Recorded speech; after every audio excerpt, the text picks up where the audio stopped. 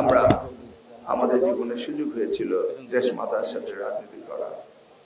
আমি অত্যন্ত সৌভাগ্যবান ব্যক্তি যিনি ছাত্রদলের প্রতিষ্ঠাতা লগ্নে শহীদ জিয়ার হাতেই প্রথম আমার রাজনীতির হাতে করে দেওয়া হয়। ওনার সময় আমি দুইবার গতকালে বিবি হয়েছিলাম। রাজনীতির ভিত্তিপ্রস্তর স্থাপিত হয়েছিল আমার জীবনে শহীদ জিয়ার সাথে।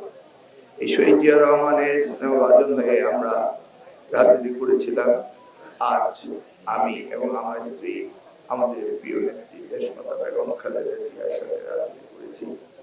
বহু অভিজ্ঞতা রয়েছে, বহু স্মৃতিচারণ করা রয়েছে, কিন্তু আজকে এই মুহূর্তে আমরা এই মাজারে এসে আবারও আল্লাহর কাছে দোয়া মাগফিরাত কামনা করব যে স্বাধীনতার ঘোষক শহীদ রাষ্ট্রপতি জিয়া রহমানকে আল্লাহ যেন বেহেশত নসিব করেন। আমিন আমিন। আমরা দোয়া মাগফিরাত কামনা করব আমাদের প্রিয় দেশমাতা বেগম খালেদা জিয়াকে যেন আল্লাহ বেহেশত নসিব করেন। আমিন। আমরা আল্লাহর কাছে প্রার্থনা করব তাদের কনিষ্ঠ সন্তান আরাফাত রহমান কবুলের জন্য আল্লাহ বেহেশত নসিব করেন। আমিন। আমরা আজকে সকলে দোয়া করব আগামী দিনে আমরা যেন জনাব তারেক রহমানের নেতৃত্বে আগামীর বাংলাদেশ, ওনার স্বপ্নের বাংলাদেশ, আমিন, শহীদ জিয়ার রেখে দেওয়া বাংলাদেশ, বেগম খালেদা জিয়ার বাংলাদেশ যেন আমরা গড়ে তুলতে পারি এবং বাংলাদেশে আপামর জনসাধারণের ভালোবাসা যেন জনাব তারেক রহমান নিয়ে আগামী দিনে রাষ্ট্রনায়ক হিসেবে দেশ পরিচালনা করতে পারেন।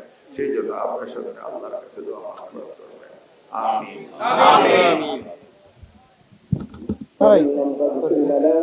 وارحمنا لنكونن من الخاسرين.